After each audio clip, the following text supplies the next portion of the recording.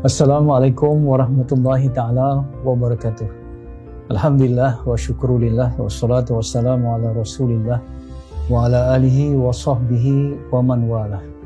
Tuan-tuan, puan-puan, saudara-saudari yang dihormati sekalian, ya, apakah ciri orang yang cemerlang ataupun apakah sifat-sifat orang yang berjaya dalam hidup ini? Ya, disenaraikan beberapa ciri. Antara yang terpenting ialah orang yang cemerlang mempunyai visi dan misi hidup yang tepat dan jelas. Sekali lagi, ya, orang yang cemerlang mempunyai visi dan misi hidup yang tepat dan jelas. Tidak cukup visi misi hidup yang tepat, tetapi misi jelas. Tidak cukup juga memiliki visi misi hidup yang jelas, tetapi mesti tepat. Ya. Jadi insya-Allah orang yang punya visi misi hidup yang tepat dan jelas ini, mereka mendapat beberapa kekuatan untuk melalui hidup ini dengan penuh keyakinan, dengan penuh keberanian, yakin mereka ada kekuatan dan mampu melaksanakan matlamat-matlamat ataupun mampu melaksanakan perkara-perkara yang memberi manfaat kepada diri mereka, sama ada hidup di dunia ini, lebih-lebih lagi hidup di hari akhirat. Ya, apakah kekuatan-kekuatan yang diberi apabila seseorang itu punya visi misi hidup yang tepat dan jelas? Yang pertama, orang ini mempunyai hala tuju masa depan yang jelas. Dia ada hala tuju yang tepat dan jelas pada masa akan datang. Jadi mereka hidup dengan satu matlamat yang telah dapat divisualkan di dalam pemikiran mereka, dapat dirasakan oleh hati mereka dan membangun semangat yang berkobar-kobar di dalam perasaan mereka ataupun dari segi emosi untuk mencapainya. Boleh saya katakan orang yang ada hala tuju masa depan yang jelas ini, ya, mereka umpama orang yang bermain bola, dia ada palang gol dia. Ya, jadi ada palang gol. Jadi mereka ada bola, mereka akan bawa kepada palang gol itu untuk mereka menyumbat gol. Ya, manakala orang yang tidak ada hala tuju masa yang tepat dan jelas, mereka tak tahu dapat bola, mereka tak tahu nak bawa ke mana, untuk apa dan sebagainya. Ya, jadi boleh juga saya katakan orang yang punya visi misi hidup yang tepat, kalau dalam satu perjalanan itu mereka sudah ada alamat. Ataupun kalau kita guna Waze sekarang, dah tahu dah dia punya location dia. Jadi kita tahulah. Jadi macam mana agaknya kalau kita naik kereta, kita tak tahu nak pergi mana, orang tanya nak pergi mana, tak tahu pergi mana, ya. Jadi macam mana nak bantu awak sampai, macam mana nak bantu kita sampai kalau kita tak tahu di mana ataupun ke mana kita akan pergi. Jadi hidup akan berarah apabila ada visi misi hidup yang tepat dan jelas, tetapi hidup menjadi tidak tentu arah kalau kita tidak ada visi misi hidup yang tepat dan jelas. Baik, itu yang pertama. Yang kedua, orang yang mempunyai visi misi hidup yang tepat dan jelas, mereka dapat menjelaskan apa yang benar-benar penting dalam hidup ni. Apa yang benar-benar penting dalam hidup ni. Jadi apabila kita tahu apa yang perkara yang penting, apa yang kurang penting, apa yang tidak penting, maka kita boleh buat prioritize ataupun kita boleh menyusun jadual kehidupan kita mengikut keutamaan. Di mana tenaga yang harus kita keluarkan, di mana masa yang harus kita gunakan, ataupun apa saja sumber yang dalam diri kita yang perlu kita laburkan, ya. Tetapi orang yang tidak ada tidak ada visi misi hidup yang tepat dan jelas, mereka mungkin terjebak dengan perbuatan mensia-siakan masa. Ya, mereka mungkin membuat suatu perkara yang tidak penting dalam hidup ni. Ingat, hidup terlalu singkat. Ya, kalau kita tengok, saya katakan dalam siri-siri yang terdahulu, hidup di dunia lebih kurang 1,5 jam saja dibandingkan hidup di hari akhirat. Ya, 1,5 jam ini perlu dimanfaatkan secara maksimum, fully utilized. Ya, hidup di dunia ini umpama kita duduk di Dewan Peperiksaan. Saya rasa kalau orang masuk di ke Dewan Peperiksaan, ada paper depan tu, mereka tidak akan buang masa untuk, misalnya kata, untuk melamun. Mereka tidak akan buang masa untuk tidur dan sebagainya. Ya, orang masuk Dewan Peperiksaan fokus mereka terus kepada soalan-soalan yang ada dalam kertas peperiksaan itu, dan mereka akan menjawabnya. Ya, dan selepas menjawabnya mereka akan ulang lagi untuk disemak dan sebagainya. Mereka sentiasa sibuk memanfaatkan masa. Jadi orang yang mempunyai visi misi hidup yang tepat dan jelas tidak akan membuang masa, tidak akan membazirkan tenaga, dan mereka dapat cakna ataupun mempertimbangkan rasa bimbang dalam hidup. Ya, kita tahu apa yang patut kita bimbangkan, apa yang patut kita fikirkan dalam hidup. Ya, tapi kalau orang itu tidak ada visi misi hidup yang tepat dan jelas, kadang-kadang mereka bimbangkan sesuatu yang tidak perlu dibimbangkan pun, ya, sesuatu yang tidak perlu difikirkan pun, ya, membazir waktu. Kalau kita tengok sekarang dalam kehidupan, akibat tak ada visi misi hidup yang tepat dan jelas. Misal kata ada orang yang anak-anak remaja yang membuang masa dalam cyber cafe berjam-jam, ada yang terlibat dalam aktiviti, minta maaf ya, mak rempit, yang bukan saja membazirkan masa, malah ya menyebabkan nyawa boleh menjadi korban. Ya, sedangkan nyawa ini terlalu mahal. Kalau kita nak mati, biarlah mati syahid, bukan mati dalam jadi mak rempit dan sebagainya. Kerana kita tidak tahu visi misi yang tepat dan jelas, maka waktu itu kita membazirkan masa, tenaga dan nyawa kita untuk perkara yang tidak penting dalam kehidupan ini. Ya, seterusnya, orang yang mempunyai visi misi hidup yang tepat dan jelas, mereka dapat mentakrifkan apa erti kejayaan dan kebahagiaan dalam hidup. Saya ingin mengulangi apa yang selalu saya katakan dalam kuliah-kuliah ataupun di mana saja. Manusia bukan tak boleh berjaya, tetapi manusia gagal mencapai kejayaan kerana mereka tidak tahu apa erti kejayaan yang sebenar. Tak tahu apa erti kejayaan yang sebenar. Artinya macam di dalam suatu kehidupan, mereka tak tahu apa yang mereka cari. Apabila kita tak tahu apa yang kita cari, sampai bila pun kita tidak akan menemui. Ya, jadi penting dalam hidup ni yang dikatakan happy, ya, yang dikatakan bahagia, yang dikatakan berjaya, sukses itu apa sebenarnya? Ya, jadi kalau orang tak tahu visi misi hidup yang tepat dan jelas, mereka dapat sesuatu yang kecil, mereka rasa itulah kejayaan. Sebenarnya itu bukan kejayaan pun. Ya, jadi kita mesti ada visi misi hidup yang tepat dan jelas. Sebab itu kita lihat dalam kehidupan ini, ramai orang yang merasakan itu adalah visi misi hidup yang tepat dan jelas, tetapi itu tidak tepat dan itu kabur. Umpama saya buat contoh Fata Morgana lah. Fata Morgana kalau kita lihat daripada jauh macam genangan air, tetapi apabila kita dekat, ia adalah satu panas yang sangat membahang. Panas yang membahang disangka air, ya. Jadi begitulah yang terjadi kalau kita lihat dalam hidup ni.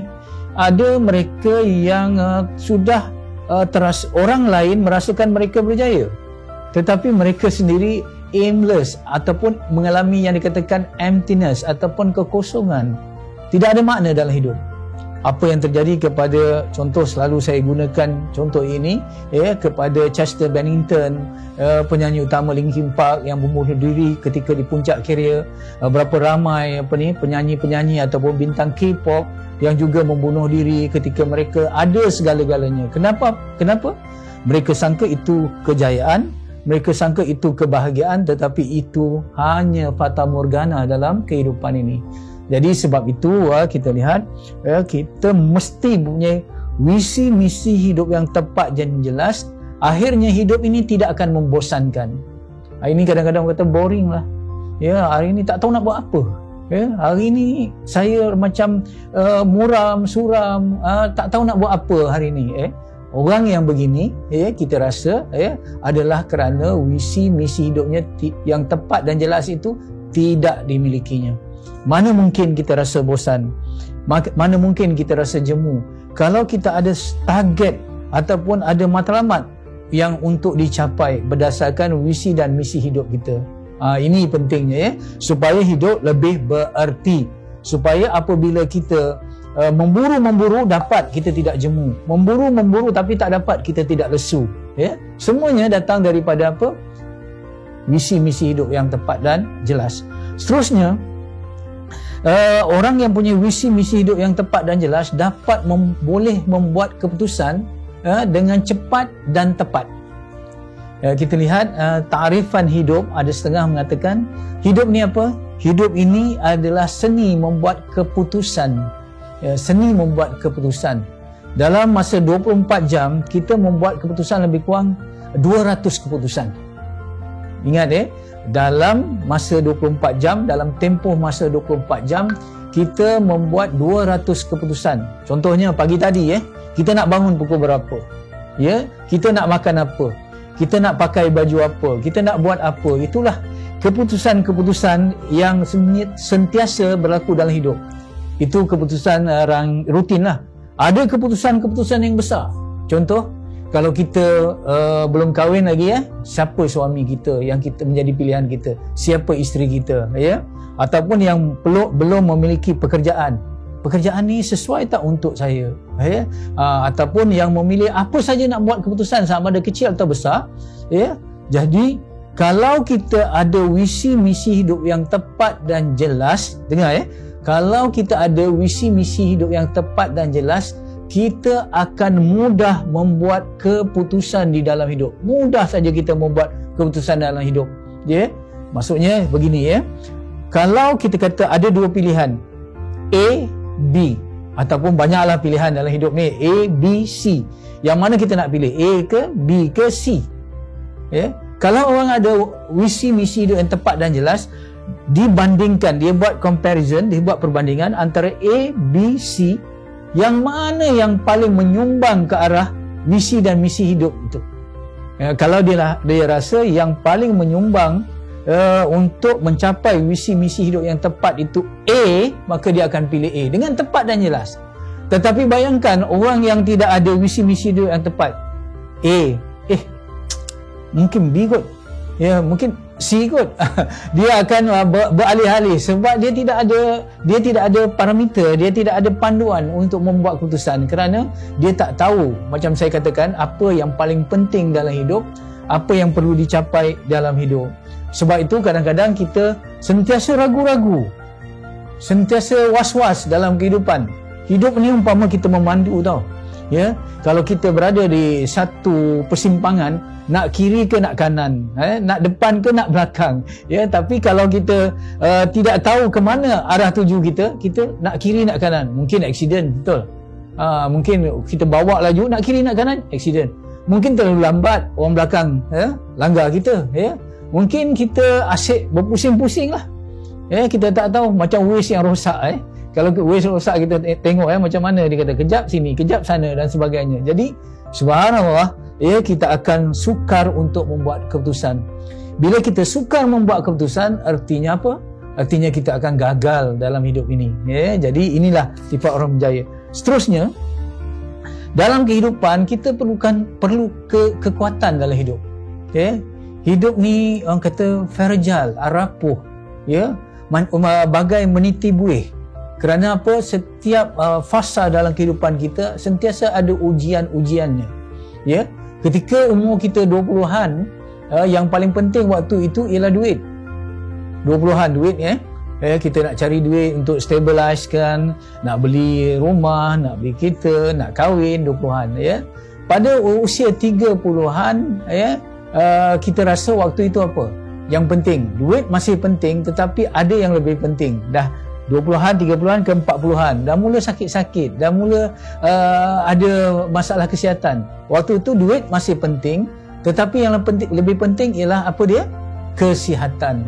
Kemudian masa berlalu, hidup terus berjalan, masa terus berjalan, laju. Saya teringat apa yang dikatakan oleh Imam Syafi'i, aneh, perjalanan masa terlalu laju, tetapi lebih aneh orang yang melalaikan dirinya dalam masa yang berlalu terlalu laju itu. Kita takut itulah yang berlaku. Jadi kembali kepada yang tadi Jadi kita perlukan kekuatan dalam kehidupan kita. Kita perlukan kekuatan dalam kehidupan kita, dan kekuatan itu apabila kita rasa yang kita buat tu benar dan tepat. Artinya kalau kita hidup kita benar-benar betul-betul kita rasa visi dan misi hidup kita ni diredai Allah. Sebab visi dan misi hidup kita ini berpegang betul-betul kepada prinsip kebenaran. Bila kita benar, datang keberanian.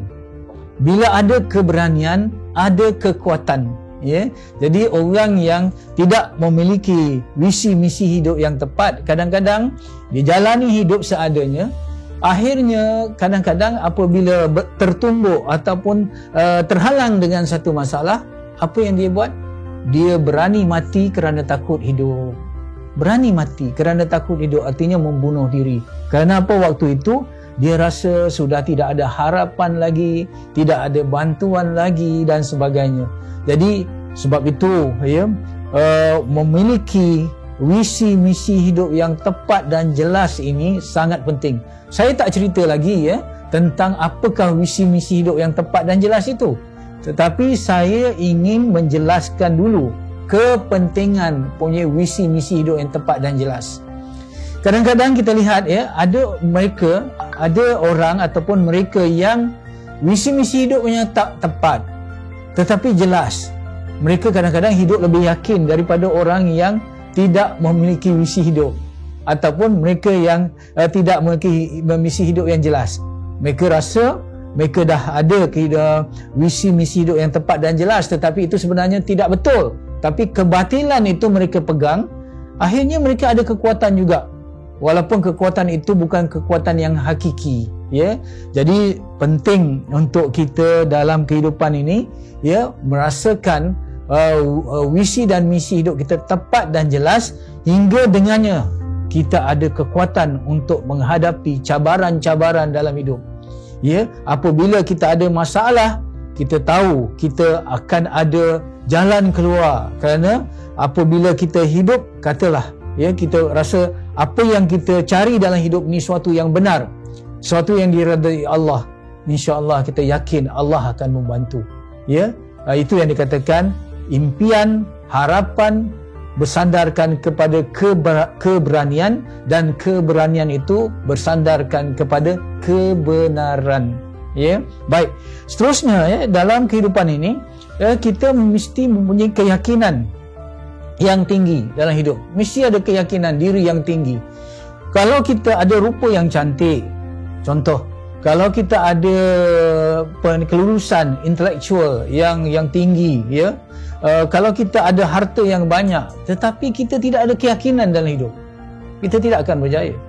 Ya, sebab tu saya teringat apa yang dikatakan selalu di dalam dunia sukan, ya, dalam dunia perniagaan, ya, dalam dunia sukan, kadang-kadang seorang pemain yang ada skill, ya, seorang pemain yang ada cukup latihan dan sebagainya, tetapi kurang keyakinan, maka mereka akan gagal, akan mereka dikalahkan oleh lawan mereka yang mungkin kurang dari segi kekuatan, mungkin kurang latihan, tetapi tinggi keyakinan diri.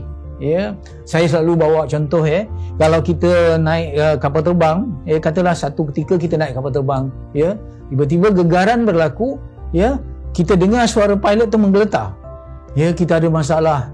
Kita ada masalah penerbangan sekarang, saya tak tahulah nak buat macam mana. Ada kata, jadi kalau kita berdepan dengan pilot yang macam ni, kita pun ikut menggeletar juga. Betul. Katalah satu ketika kita naik kapal terbang, yang satu penerbangan yang lain bergegar juga, ada bunyi dan macam-macam, tapi suara pilot tenang je. Ya, sila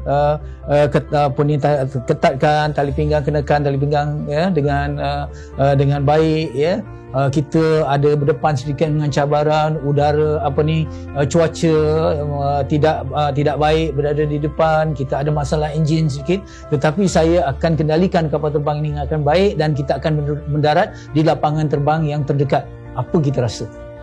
Yang mana kita nak pilih menjadi pilot dalam kehidupan kita? Pilot pertama ke pilot yang kedua? Saya rasa semua akan memilih pilot yang kedua, betul. Tetapi kita tidak begitu dalam kehidupan ini. Dalam kehidupan sendiri yang kita menjadi pilotnya, kita kadang-kadang apabila berdepan dengan ujian-ujian, kita akan memilih macam menjadi panik. orang kata jadi gabra, ya, jadi tak tentu hala, ya. Waktu tu macam mana hidup ni dan sebagainya, ya. Kita tahu tadi pilot yang kedua sepatutnya kita pilih, tapi dalam kehidupan kita jadi pilot yang pertama, ya. Sepatutnya waktu itu kita kata okey, saya admit, saya mengakui saya ada problem, saya ada masalah, tetapi saya akan cuba melihat satu-satu apa punca masalah, mana yang real problem, mana yang presenting problem, yang mana yang patut saya dulukan, yang apa akibat kalau saya mengambil keputusan yang begini dan sebagainya. Rational, terbuka, jiwa waja. Jadi kat situ kita akan ada kekuatan. Tetapi macam mana nak jadi pilot yang baik dalam hidup? First thing first, perkara yang pertama dan utama, mesti memiliki visi dan misi hidup yang tepat dan jelas. Jadi insya-Allah pada hari ini apa yang perlu kita lakukan, setelah mendengar clips ini, ataupun video ini, cuba keluarkan satu kertas, tengok, senaraikan apakah visi dan misi hidup kita, apakah visi dan misi hidup kita selama ini. Tak kiralah, sebelum mendengar penerangan yang lebih lanjut, lebih luas daripada saya, ikut kepala kita dulu, apa yang kita visi ialah apa yang kita nak pada masa akan datang. Visual, daripada perkataan itu yang television artinya ada visual, gambaran yang kita nak pada masa akan datang, iaitu apa yang kita nak dan siapa yang kita nak jadi. Itu vision. Manakala mission pula ialah bagaimana kita nak capai apa yang kita hendak dan bagaimana kita nak menjadi apa yang kita nak jadi itu. Jadi senaraikan satu-satu, dan selama ini apa yang kita telah buat dalam hidup kita, sama ada masa kita, tenaga kita, wang ringgit kita, sumber yang ada pada kita, banyak kita pergikan kat mana buat. Contoh, membaca buku. Membaca buku berbanding dengan misal kata main game, contoh, ataupun tenaga kita, mana banyak kita berikan ataupun kita laburkan tenaga kita dan sebagainya.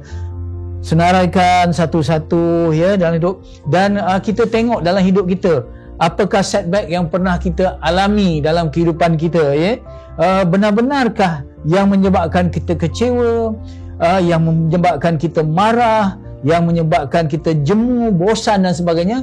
Benarkah itu yang patut kita rasakan, ataupun kita hanya berada dalam satu anggapan yang terawang-awang, yang mana saya katakan sebelumnya, kita seolah-olah berenang dalam fata morgana, yang kita tak tahu sebenarnya itu tidak penting langsung dalam hidup. Jadi keluarkan kertas, buat satu muhasabah, ke mana masa, ke mana tenaga, ke mana perhatian, dan apa worry ataupun apa kebimbangan kita di dalam kehidupan kita. InsyaAllah sekiranya kita dah dapat semua itu, marilah kita betulkan dan kita bertanya seterusnya, apakah visi misi hidup yang tepat dan jelas.